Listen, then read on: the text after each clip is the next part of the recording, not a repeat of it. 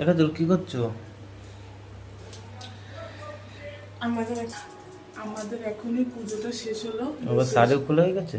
কিন্তু পুজোটা শেষ করে খুব গরম, তো এর জন্য শাড়িটা খুলে পেয়েছি। নাকি পুজো কষ্ট হবে, তো এখন না কষ্ট হবে। আমাদের বাড়ি বছরে কালী পুজোর দিন, আর 1 সপ্তাহ পর আসে থাকে পুজোটা।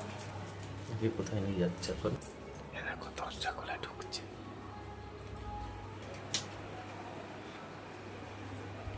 পুজোটা, এই যে পুজোটা শেষ হয়ে গেল।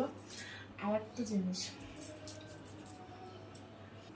আর আমাদের বাড়িতে একটা নিয়ম আছে, সেটা জানাচ্ছি। দাঁড়া, দেখো দেখো সুপারি কত। এবার কি সুপারি? হ্যাঁ, দেখে নেবো কি হচ্ছে। আমার গেট খুলছে কোথায়? বাড়ির ছাদ থেকে কত সুন্দর ভিউ দেখো।